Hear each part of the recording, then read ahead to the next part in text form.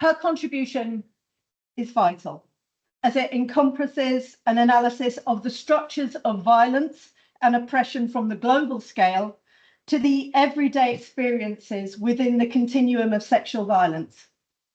Moreover, it throws light on the exclusions within contemporary narratives of rape and mobilizations around sexual violence. And importantly, it seeks to understand how to construct meaning and action through the politics of listening and the feminist praxis more generally. It's my absolute delight and honour to congratulate Tanya on her appointment to Professor of Feminist Theory and to hand over the stage to her for her inaugural lecture.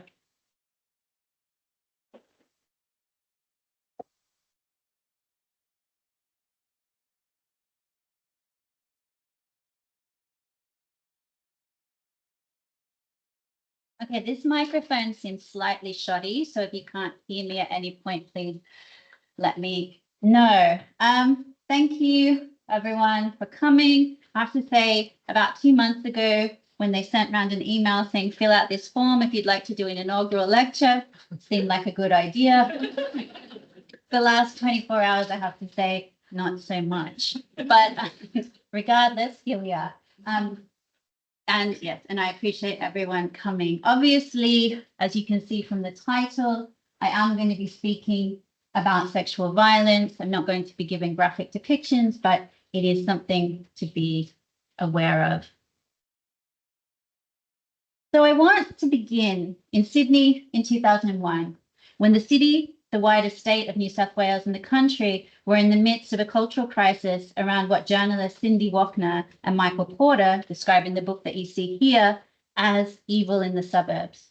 Specifically, this evil was what came to be known in Australia as the Bankstown gang rapes. Bankstown being a multicultural suburb in the southwest of Sydney, where a series of group sexual assaults were committed in relatively close proximity by 2 groups of young men. They were also widely referred to as the Muslim gang rapes, as the young men were from Lebanese and Pakistani Muslim families. At the time, the rapes were almost universally described by journalists, politicians, and the police as racially motivated, and the men were described as targeting white Anglo-Australian women. In fact, in keeping with the diverse demographics of Southwest Sydney, the young women themselves came from a variety of backgrounds. Some were Anglo-Australian, as the media described, others were Greek, others were Lebanese, Italian, or Indigenous. For several of them, it's perhaps the only time in their lives that they would ever be described as white. As you can see from the headline here, the trials produced what remains the longest ever sentence for sexual assault in Australia of 55 years. In his sentencing remarks, the judge referred to the young men as a pack and a menace to civilized society, of which they were clearly not a part. It also led to a series of new laws, the most famous of which, the Aggravated Sexual Assault in Company Bill, increased the maximum penalty for certain forms of group sexual assault, meaning that, as we were reassured at the time by the state premier, some forms of group sexual assault would now sit alongside murder as the most serious crimes in the New South Wales criminal law. There were, of course, numerous other pieces of anti-gang legislation passed that had nothing to do with sexual assault.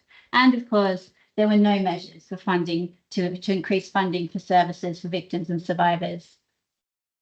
Our current theme at the time in the commentary, particularly from conservative commentators, was to ask where what Miranda Devine described as the usually shrill feminists were. And that's where I want to begin. I started here a long time ago because this is where I began researching sexual violence, which I've now been doing for a scarily long time.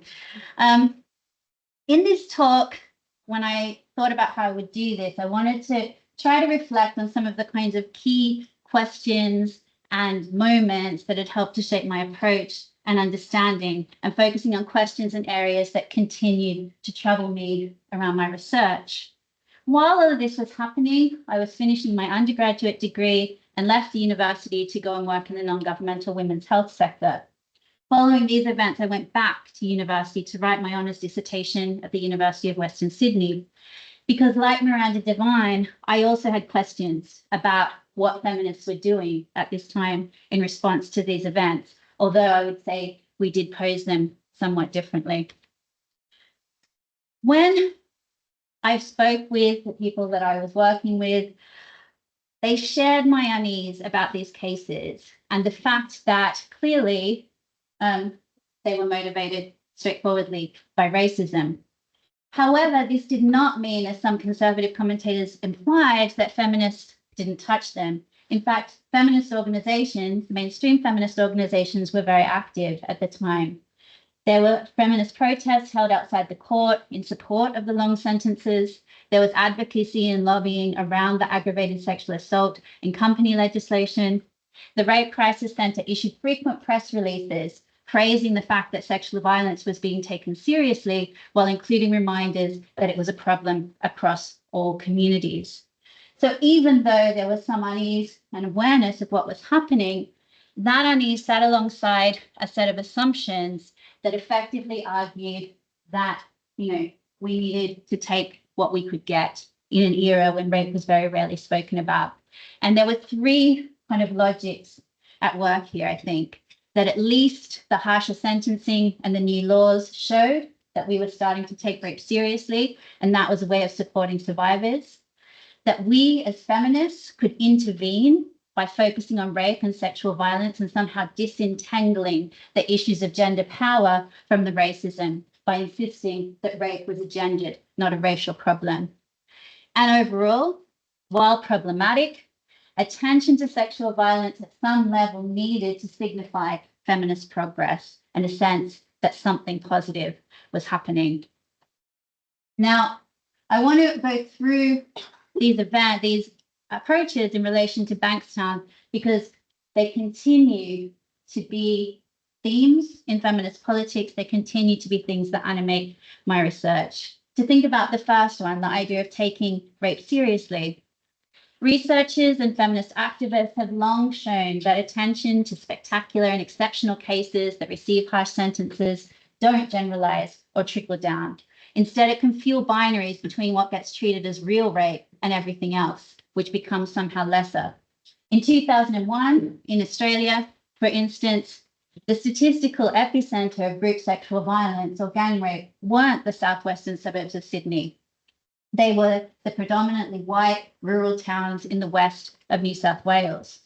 Those areas received no additional attention, no additional funding for services, and did not even benefit from the new carceral legislation that was put in place in terms of increased convictions. In addition, as the moral panic around this rape went on, its connection to actual survivors became more and more distant. Not only was there never any real talk of funding services, but as I've already talked about, the actual women at the center of this case were increasingly replaced by a fictional construct referred to as our young women. Rajaswari Sundararajan has written about the tendency for raped women to become a symbolic cause. The woman's newly recognized identity, which may be more properly described as her function in an economy of sexual propriety and property, becomes an emotional war cry and the prelude to the virtual disappearance of the woman herself.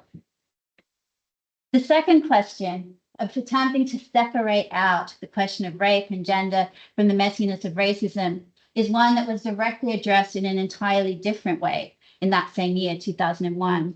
In the US, the groups Insight, a network of radical feminists of color, and the abolitionist group Critical Resistance released their foundational statement on gender-based violence and the prison industrial complex. As they wrote, the problem was not that issues like racism, state violence in prisons, and gender-based violence had become enmeshed. The issue was that activists fighting them refused to see them as connected. And the failure to connect sexual and domestic violence to other forms of structural violence predominantly affected and disadvantaged women from minority communities and women who are otherwise minoritized, who suffered disproportionately. As they wrote then, and remains true now, to live violence-free lives, we must develop holistic strategies for addressing violence that speak to the intersection of all forms of oppression. The anti-violence movement has been important in breaking the silence around violence against women. However, it has increasingly relied on the criminal justice system as a frontline approach towards ending violence against women of color, and failed to think about the impact of things like systemic racism. And this brings us to how we understand these events. We cannot understand what happened in Sydney in 2001 in response to this series of sexual assaults unless we think about 2001 as also the year in which Laura Bush became the First Lady to deliver the weekly presidential address. It was, of course, focusing on the need for the US to invade Afghanistan to protect Afghan women. At the time that these events were happening in Sydney, what was topping the bestseller chart in Australia was Dan Brown's novel Angels and Demons. This novel features as its primary villain a Muslim assassin from an unnamed Middle Eastern country who was addicted to hashish and equally addicted to hurting white European women because, to paraphrase Laura Bush's husband, he hates their freedom. If we don't think about what Rana Jalil describes as the work of rape, what is uplifted, occluded, or viciously suppressed within the very definition of sexualized violence so that it might be recognized, we can't understand how there was at the same time a parallel panic about gang rape playing out in Paris, as has been explored by my colleague and friend Kieran Grayle. And we cannot understand how and why, when a few years later, the predominantly white beach suburb of Cronulla erupted into white race riots targeting young men of Middle Eastern appearance, and you can see photos of that here, numerous commentators, including the Prime Minister, expressed their understanding for the rioters, especially, they said, given the sensitivities and concerns about gender and violence that were present in Sydney. So, all of this, for me, raises the question, what then does a liberatory feminist politics of sexual violence look like? And as I've started to suggest already, a key answer to that has been this question of breaking the silence, the idea that speech about rape, essentially whatever its content, is important because of the historical silencing. To take this a step further, we might say the problem when it came to Bankstown was that not only was it the wrong type of speech, but simply if the survivors had had a say, things would have been entirely different. In this way, to break the silence then means to allow survivors of rape to speak. If all speech is good, this is the kind of speech that can actually end violence. This remains what I've labeled a narrative politics that sits at the heart of many feminist responses to sexual violence. The idea that if survivors were able to tell their stories, we could end this violence and change the world. For me, in my early work, this vision was most kind of neatly captured in the quote you have here from Patricia Weaver Francisco's 1998 memoir, Telling. She writes, Virginia Woolf raised the question of how the world's literature might have been enriched if Shakespeare had had a wonderfully gifted sister and she'd had a room of her own. I wonder about the silence of Shahrazad's daughters. What might the world be like if they told all their stories? Shahrazad is, of course, the most famous heroine and storyteller in world literature, the narrator of the 1001 Nights. She's also arguably world literature's most famous survivor of sexual violence. She lived in a kingdom in which the Sultan married a new woman every night before beheading her in the morning.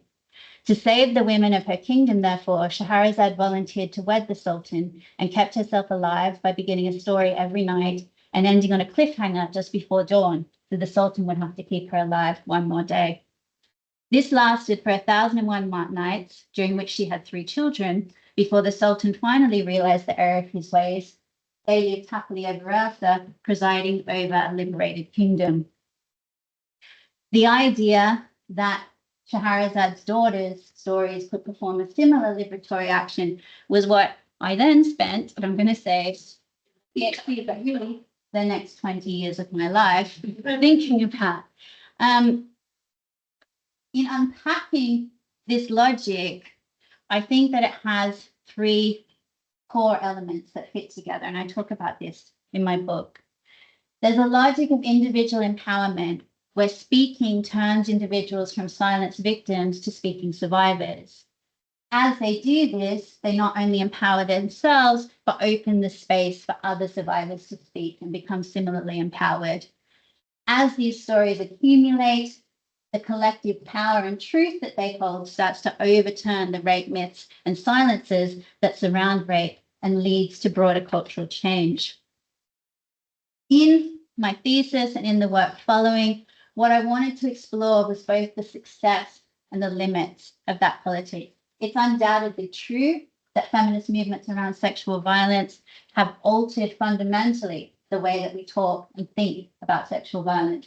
It's also true, as scholars, activists, and others in this area become completely, progressively more dismayed by, that this hasn't fulfilled the promise of ending the violence.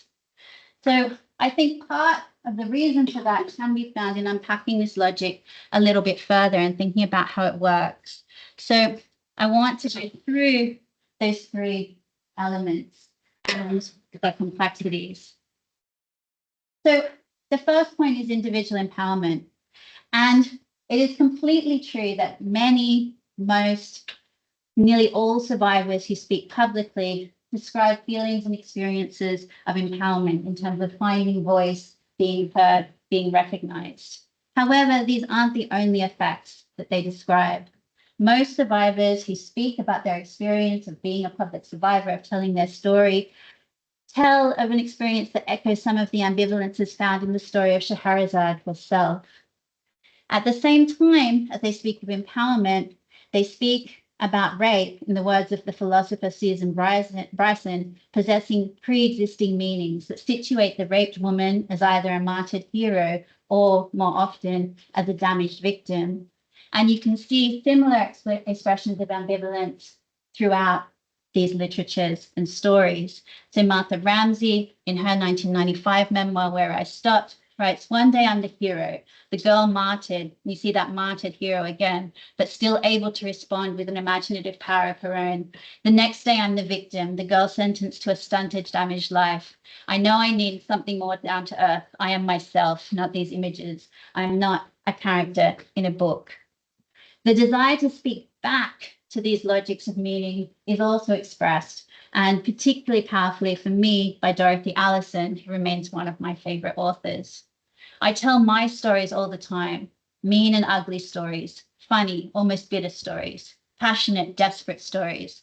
All of them have to be told in order not to tell the one the world wants, the story of us broken, the story of us never laughing out loud, never learning to enjoy sex, never being able to love or to trust love again, the story in which all that survives is the flesh.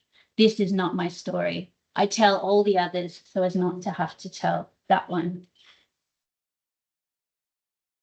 The second point is the idea that survivor speech encourages and accumulates additional speech. And again, in many ways, this is true. One of the pieces of research that I've continued is collecting, cataloging, and reading memoirs of rape. And you can see they begin in a trickle in the late 1970s. By the time we get to the 1990s, their publication expands. And for the last 20 years, there have become almost too many to read and to count, just as rape narratives have appeared more and more frequently in other forms of media.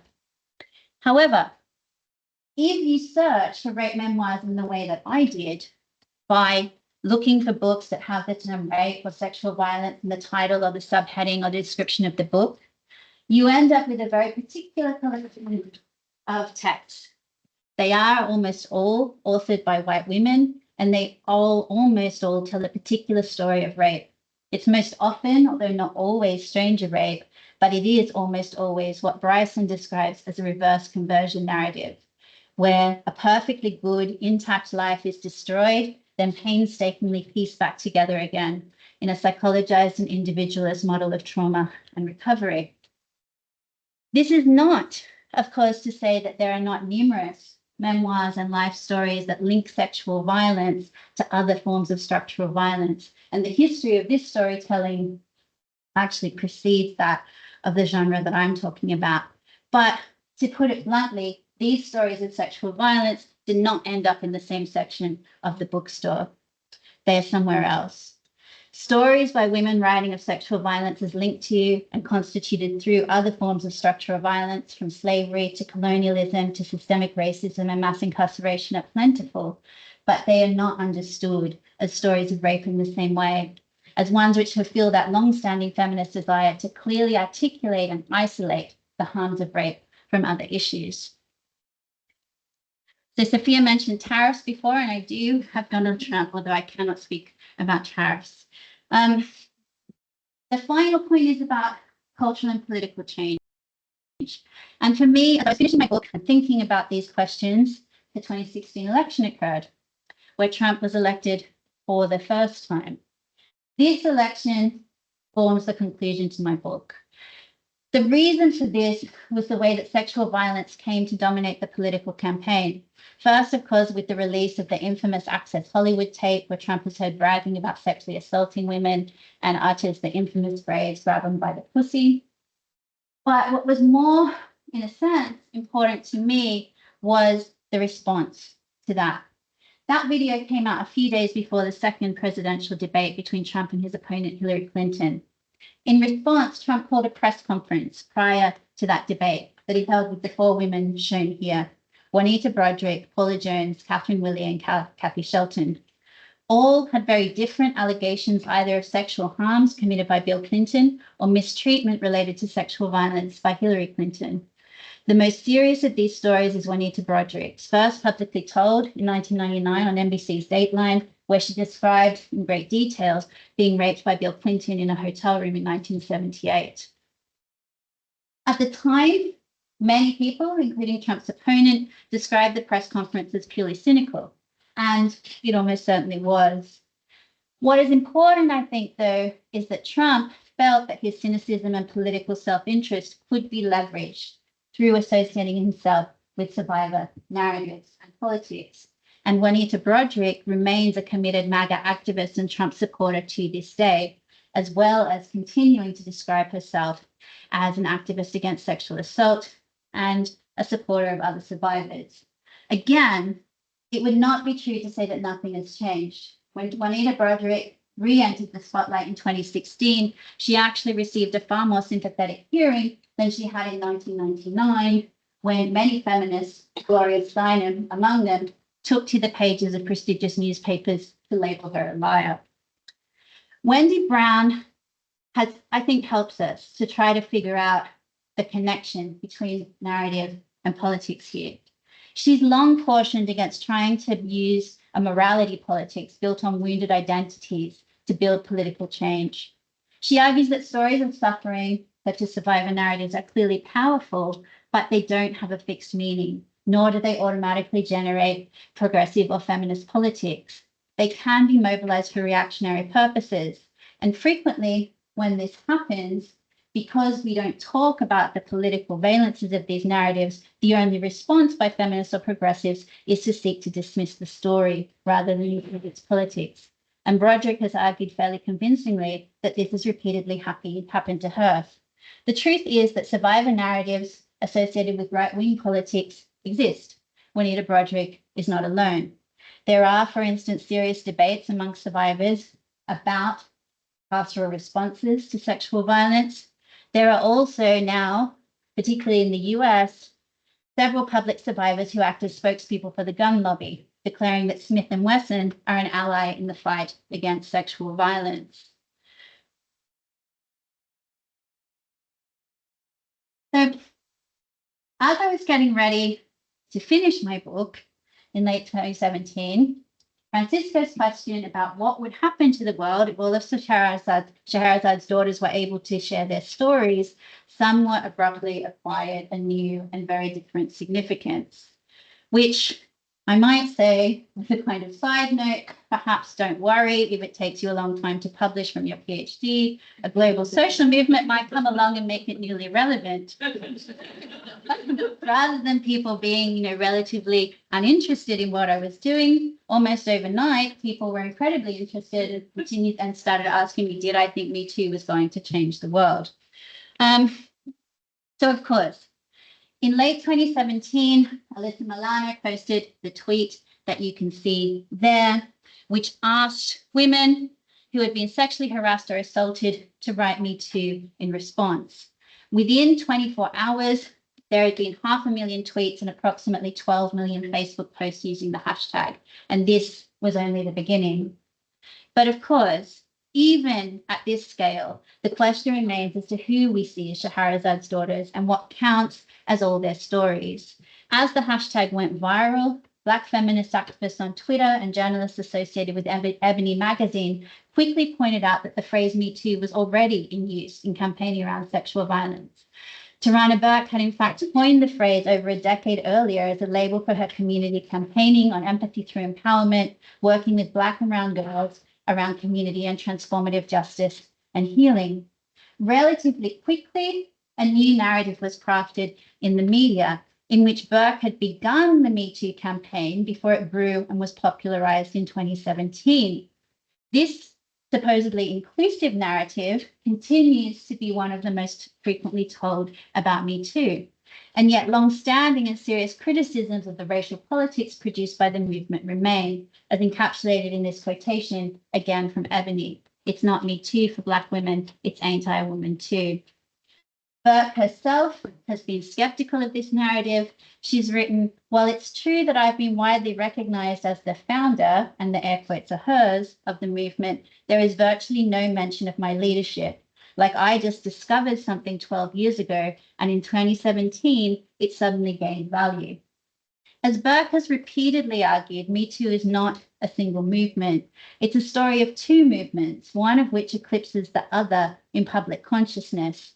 And for Burke, they have a very different relationship to speech and politics. As she has continued to engage in a spirit of critical engagement with the movement associated with Milano, the hashtag movement, she has repeatedly made statements such as, the naming of Me Too is just the beginning of the journey. The work is what happens after you have said Me Too. And I want to be clear, as Burke is, that beginning the journey is in of itself a huge step, but it does not get us to a destination.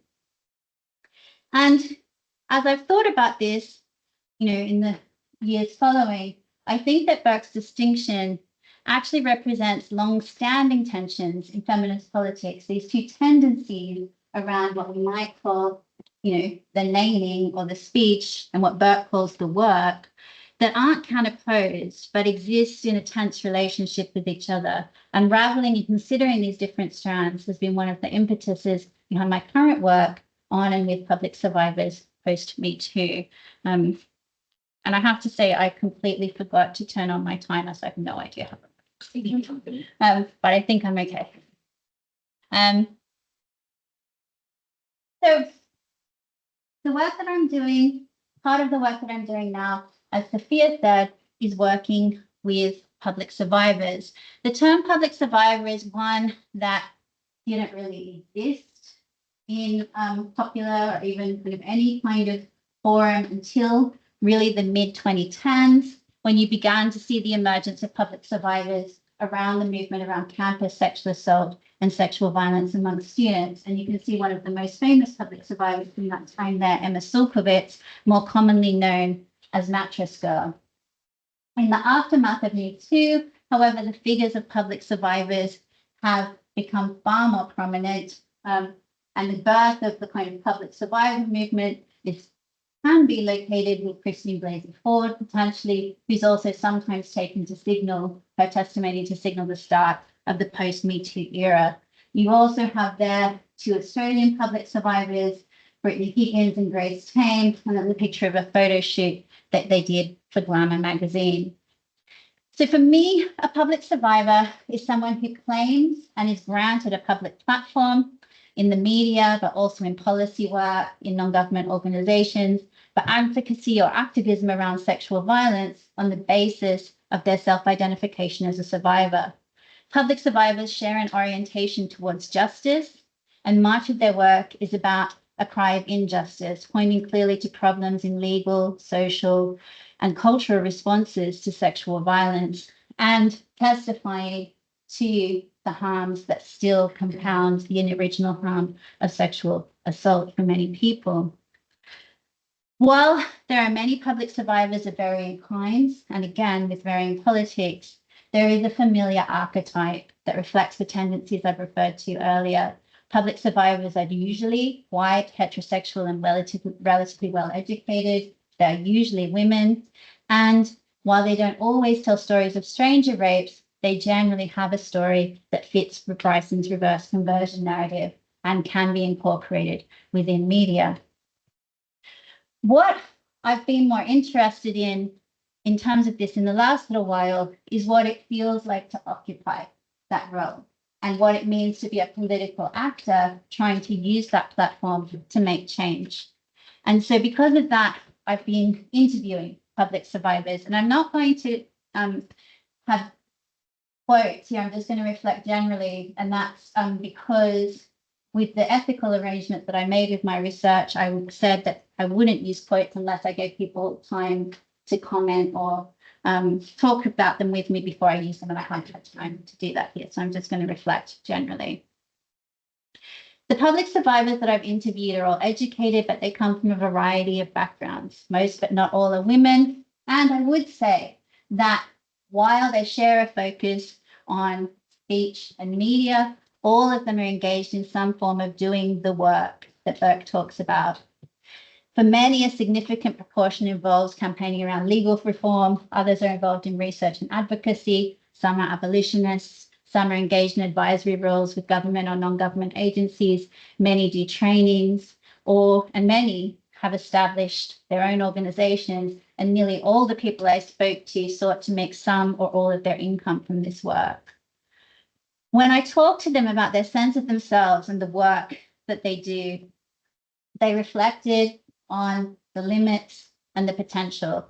They were politically astute about the cultural politics and hierarchies that have enabled them rather than other people to gain a platform, and spoke as well to the limits of the platform they've been given.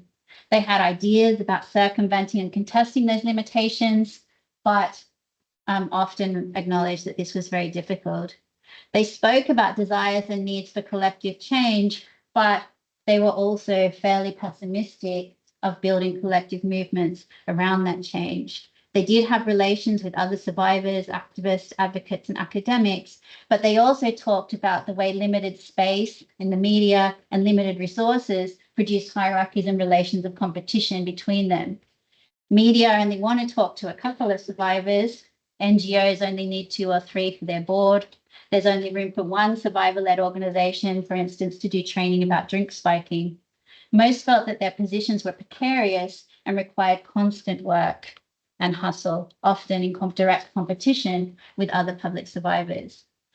They also recognized that the expertise they were granted was highly contingent. And even though I'd been a little bit nervous with the interviews that they'd have a kind of rehearsed quality because I was talking to people who were so used to speaking about the politics of sexual violence, nearly all of them said that the kinds of questions I asked them about their politics, their ideas about change, about what they'd learned, were things they'd never been asked before in any forum. Instead, they were fairly cynical about the recognition of their expertise by journalists and also by non-government agencies. And many of them used terms like tokenism. They also talked about a continual struggle to exceed the roles given to them or the boxes put around them. Overall, most of them felt that they'd achieved some change, and this was work that they wanted to continue to do, but they also spoke of the toll and the cost. Going back to Bryson's notion of martyred heroes, they definitely felt that being able to speak was contingent on telling and retelling their story, and they spoke of the instability of an authority interwoven with trauma. And in fact, again, many of them said that the interview they did with me was the first time anyone had asked them their opinions without first asking them for their story. So all of this has led me, as I prepare to try to, once again, very slowly write up this research into a book, to think about the questions posed by public survivors for feminist politics. And Lee Gilmore has suggested that the ultimate question posed by MeToo in the post-MeToo era is, what do we owe survivors? The answer to this, she notes, is one that we as a society, but also we as some kind of feminist public, continue to struggle with. But it is one that at a minimum requires a commitment to modest goals, like listening more and better. thinking about Gilmore's question, as I have quite a lot, I think that it gives us only half of the story, and I'm not sure we can answer it without also considering what it is that we continue to demand from survivors as publics and as feminist publics. Speaking with my participants, it seems that they're placed in an untenable position. They must be both exceptional, exceptionally strong and brave, and representative, able to speak for all. It is a testament to the strength of so many of them that they continue to seek to navigate this position in all its impossibility. It's also a demand, as I've said, that survivors remain tethered to the violence done to them. And while there's a lot of critical feminist literature that critiques the notion of survivorhood as a neoliberal narrative of overcoming and triumph, this is again only part of the story. And I've come to fully realize that by engaging with the work of my former student and now friend and colleague, Molly Ackhurst, and her figure of the wounded survivor. Ackhurst's work is important because it not only shows how we as a society position public survivors as martyred heroes or tether them to their woundedness, but how the logic of survivor politics and the figure of the isolated wounded survivor promotes wider patterns of feminist martyrdom and sacrifice rather than solidarity. We ask survivors to engage in martyrdom, and we often relate to them through relations of martyrdom. So as academics, service providers, and activists, we feel strong, effective pulls towards anger and protection on behalf of this figure, helping, as Molly argues, to consolidate carceral logics within feminist politics as part of the commitment to survivors. This kind of pull was also one that I saw in the public survivors that I spoke to, as they felt the same kind of need to act on behalf of other survivors that they saw as less privileged or less able to speak. And this continues to drag us back, as Molly argues, to a logic where taking sexual violence seriously means thinking in carceral and punitive terms. We've also, I think, as part of this, demanded that survivors embody for us the tensions, contradictions, and failings in feminist politics around sexual violence. In making the problem of sexual violence a problem for the survivor, this form of politics can too easily responsibilize survivors for our failure of politics, pointing, for instance, to the limitations of influencer and advocacy style politics and the location within neoliberal frameworks. But this seems to me the wrong question. The people I've spoken to were aware of the limitations of the terrain they were navigating, but they didn't feel they had other options. To return again, if they wanted to try to make change, to return again to the Insight Collective. In 2003, they warn against judging individual survivors for calling on the police. The question is not, should she call the police? The questions are, why is that her only option? And can we provide other options that keep her truly safe? In response to survivor politics, I think the question is not whether she is engaging in commodified or neoliberal activism or modes of speech, but why is that her only option? And can we take responsibility for attempting to build another form of politics? And one of the ways that I've been thinking about this recently is to think about the need to talk not only about speech and speaking, but the politics of listening as a key part of collective action. If we think about rape and the way that it's able to be talked about, it's not so much the change of the last 50 years that people have started to talk about sexual violence. Rather, it's that we, as feminists, as others, have built publics that are able to hear and respond. There are no public survivors without a public, and this public does not have to be an audience of isolated media consumers. It can also be a series of collectively constituted feminist counterpublics who insist that experiences of sexual violence require a just hearing. And we see this tradition within feminist politics as well. It is through these practices of listening in the logics, for instances, of consciousness raising, which is premised on collective and collaborative listening as well as speech.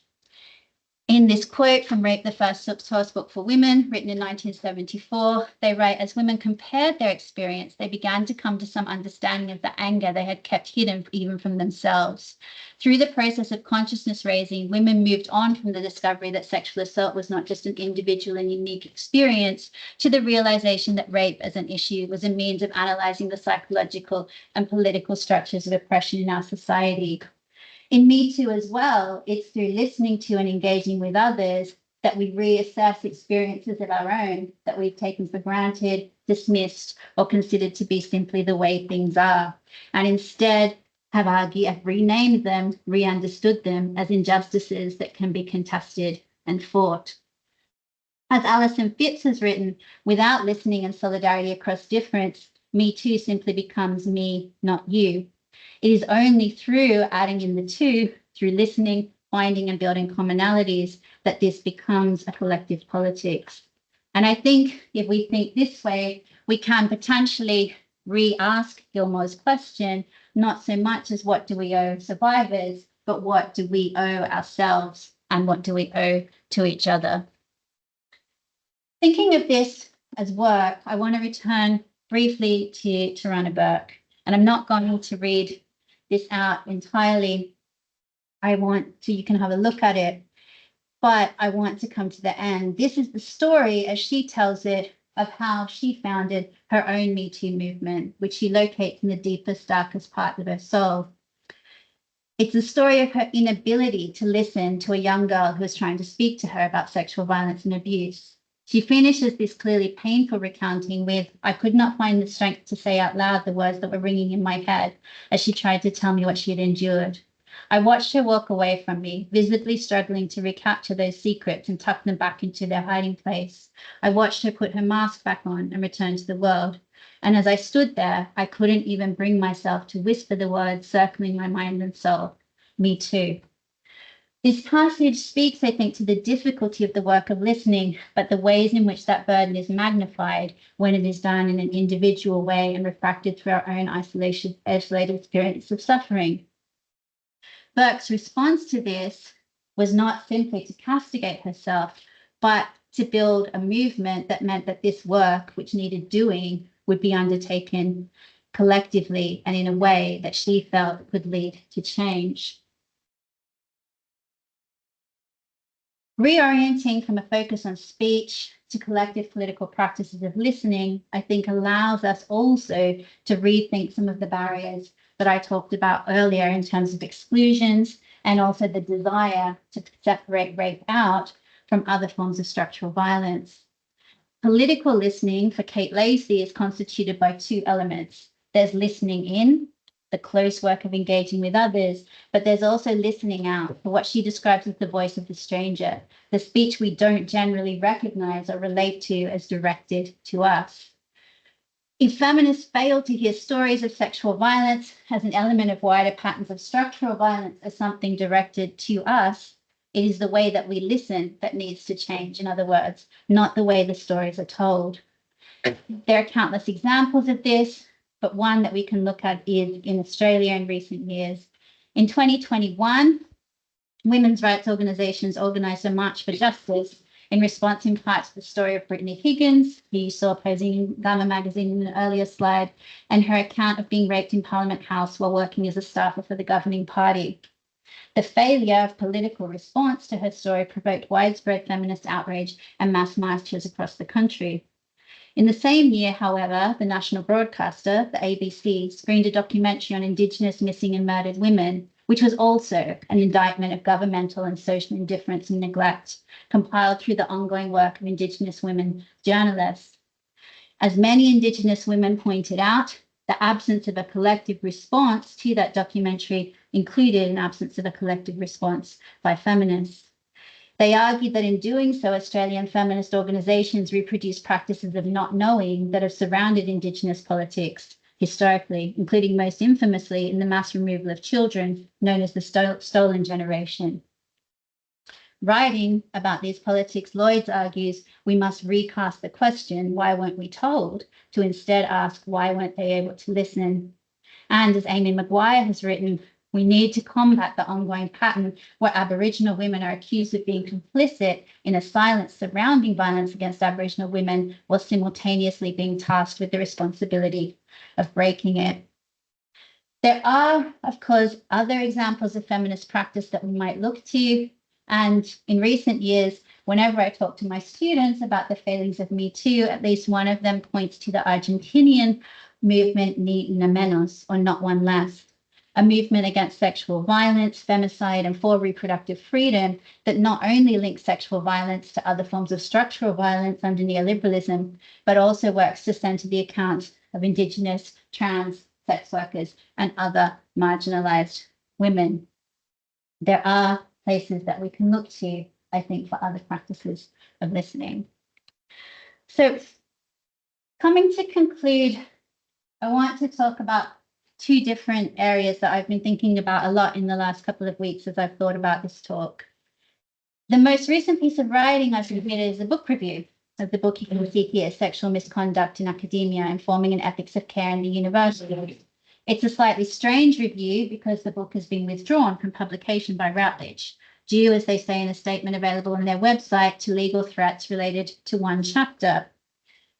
The book, which is very good, in my opinion, is organised around the way labour practices and norms in academia, including hierarchies of seniority, precarious contracts, and disciplinary norms around what it means to be a serious or professional researcher, enable and obscure sexualised violence. The editors and authors advocate for an ethics and labour of care in the university as a counter to that. The fact that the book has been withdrawn speaks to the ways in which, as Sarah Ahmed has described, this kind of caring labour is rarely appreciated or welcomed by the institutions that it takes place in.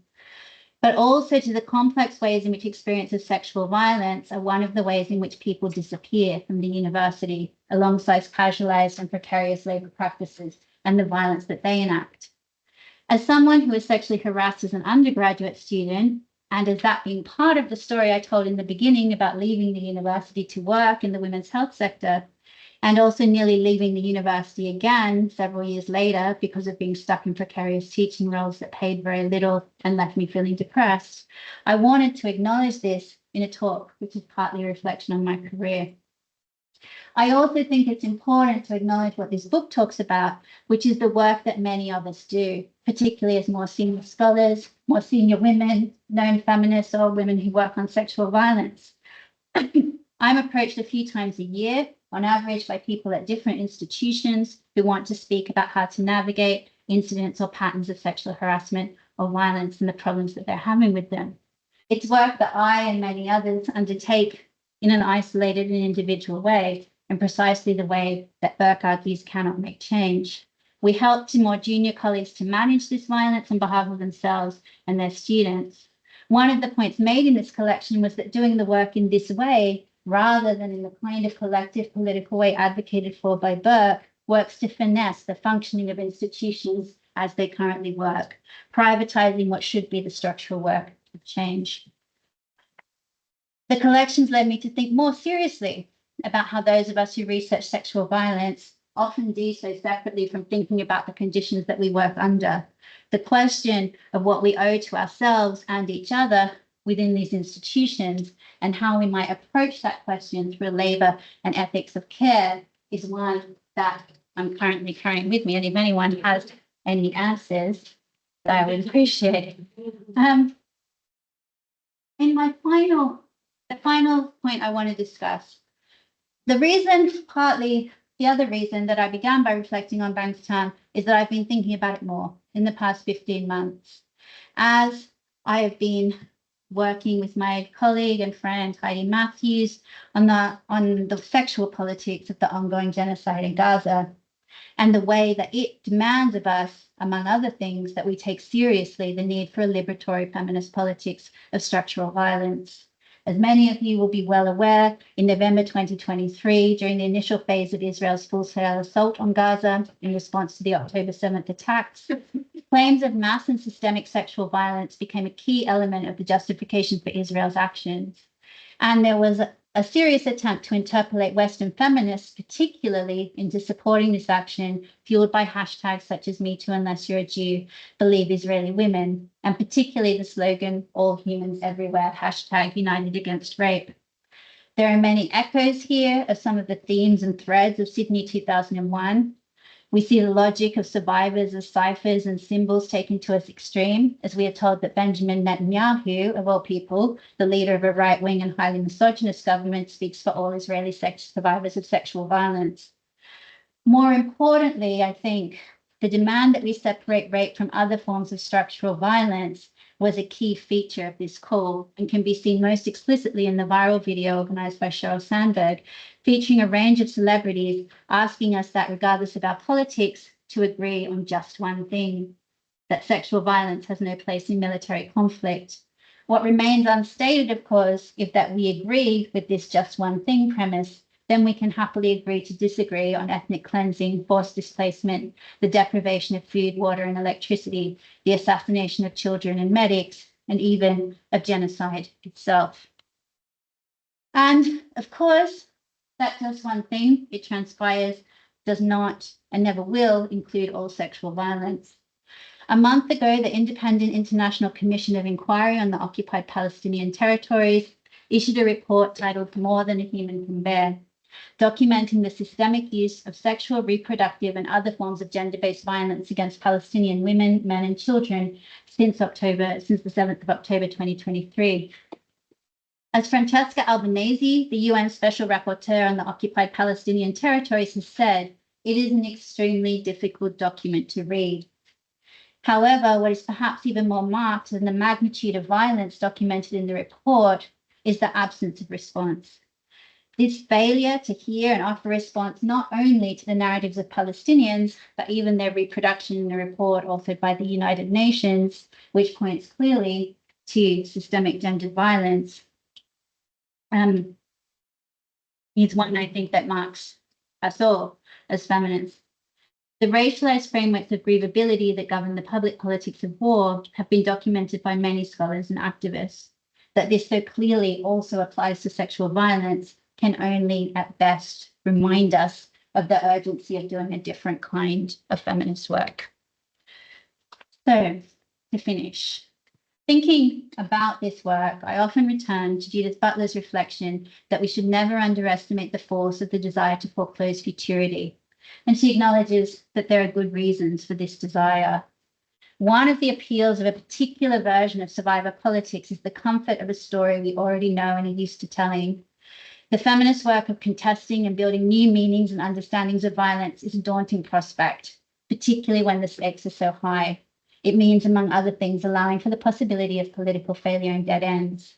And yet, in an era in which it often feels like the future has already been foreclosed, part of what we must fight for, I think, is the ability to build other futures.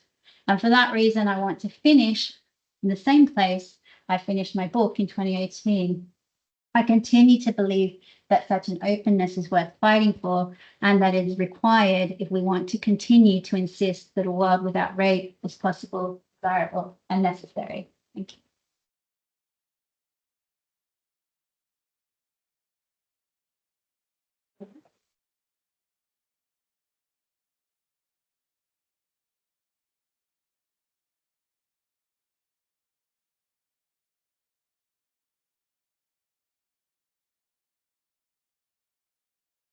Well, it takes a real skill, doesn't it, to be able to knit together an entire academic career into such a thoughtful and thought-provoking lecture and a call to action.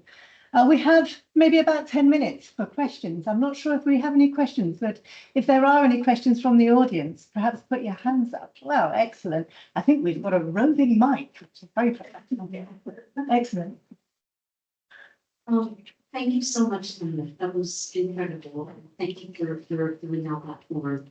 It was a mistake. I'm really wondering about what you noted in a lot of the memoirs that you put out, where this is the story of the random stranger attack. When evidence shows quite compellingly that most rape and sexual violence happens, the perpetrators are people we know. And so I'm wondering, I guess, two things.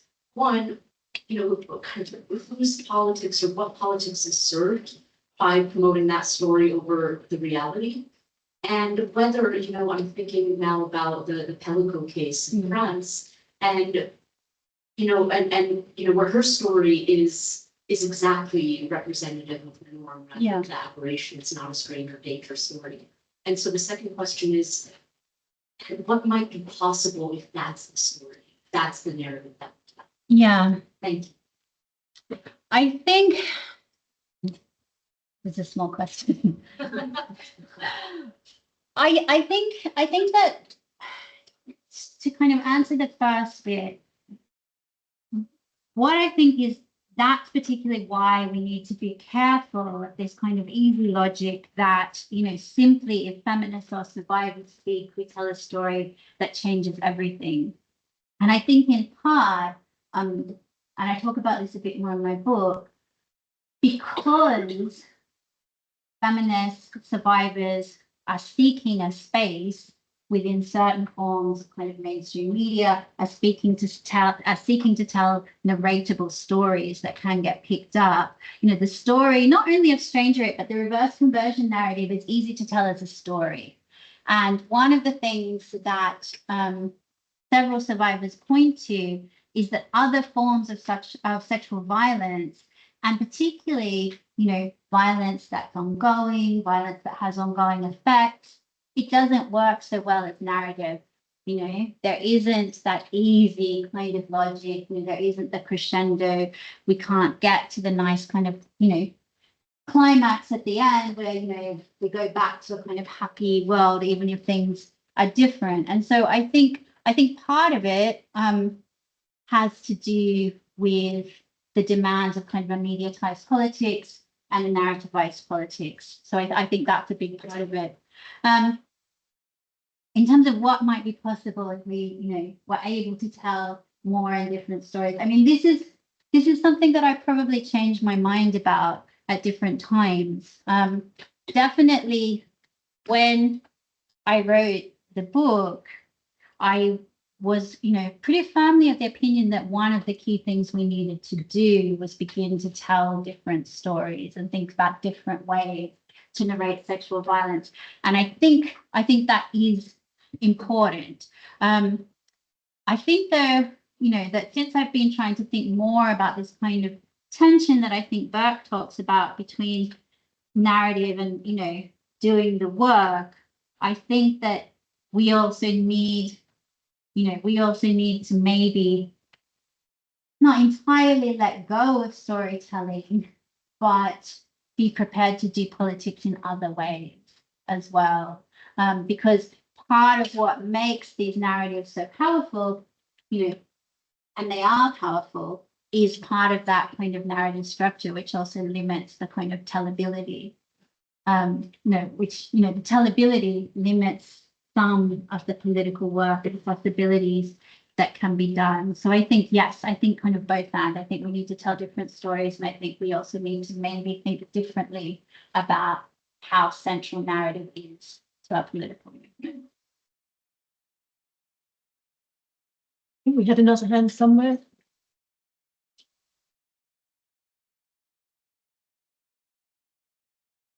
Thank you very much. That was excellent lecture. I'm very much interested in stories, and I'm interested in Cesare that the thing that comes out of that is that she exploits the ability of her power to tell stories in order to survive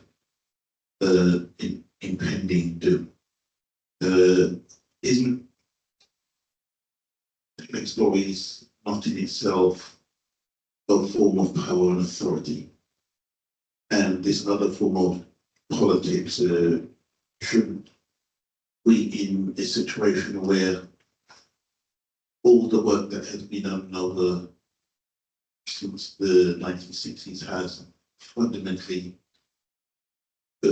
come to an end, now that we see that the right wing backlash against all that work to kind of demasculate to the power of the idea of rape and sexual violence. And how is it that people like Hillary Clinton can use feminism to serve her own power? And how do you think the next phase of feminism will be able to rectify, or rather to employ other forms of power to empower women, especially working class women, to be able to become stronger in their political ways of fighting against rape and domestic violence? Sorry. Oh, that's okay. I think that was about 4 very big questions. So I'll try to address them. I mean, firstly, I have to say I am very happy that you asked about Scheherazade. I was trying to cut words, make the talk quite slightly shorter. And one of the things that I cut was actually my PhD thesis was called Scheherazade's Daughters and contains 2 whole chapters thinking about the story of Scheherazade and what kind of political lessons it has for us. And I think that you're right. You know, she mobilizes a form of authority. I think it also, you know, in a sense, goes back a little bit to Zena's question, because she's able to engage in a form of resistance through narrative, but it's a form of resistance that never seriously disrupts the functioning of the kingdom. It actually facilitates, you know, the Sultan goes off and does his sultaning during the day. He comes back at night. She tells her stories. And at the end, the kingdom continues on as normal. And interestingly, there's a lot of, you know, it's one of the most kind of retold stories. And from about 1900 onwards, no one with the retellings can accept the ending, you know, the ending that they end up kind of happily married and ruling the kingdom. And so the retellings then, you know, start to try to grapple with this question of violence and how it remains and the legacy of that period of storytelling and violence and how we overcome them. So I think, you know, I think you're right. I think it's a really interesting story and it points to some of the kind of themes that we see. You know, in terms of whether the kind of feminism that I'm talking about around sexual violence has reached a complete dead end. I think there are people who would agree with that. I don't think I entirely agree with that, and that's part of the reason that I've been doing the work, interviewing and talking with public survivors, because I think that, you know, I think that there are still people doing that work. And I've also been reading recently Sophie Lewis's new book on enemy feminisms and thinking about that. And essentially, she kind of argues we need to see some forms of feminism as part of the problem, and without just kind of going with what she sees as the easy solution of saying they're not really feminism. And that's been useful for me because I don't think, and you know, and I might be wrong, but I don't think that the kinds of politics enacted by these public survivors are actually enemy feminism. I think that they're limited. I think they can, you know, a lot of the politics can be recuperated. I think they're very isolated, but I don't think it's something, you know, that in Lewis's formulation should be fought against. Hillary Clinton, on the other hand, yes, I think, you know, is an enemy feminist, and you know, and it's she's an interesting figure. I think one of the things, again, to go back to the kind of Trump story, one of the things that's interesting about that election period is that Clinton did attempt to run on a kind of, you know, feminist platform. She did run on a feminist platform, but she also tried to run as a kind of supporter of survivors. And after Juanita Broderick started tweeting a lot and had her tweets kind of amplified, mainly by kind of Republicans and right-wing sources, Hillary Clinton actually changed her campaign. So there was a section on the campaign website that was, you know, called kind of Hillary Clinton Supports Survivors and had all the things that Hillary Clinton had done for survivors.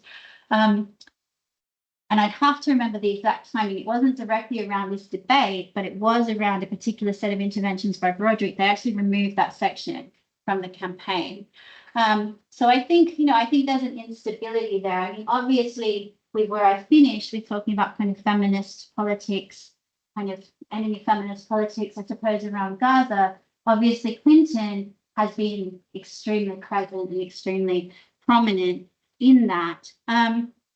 So I suppose, and I've talked myself into a bit of an answer here.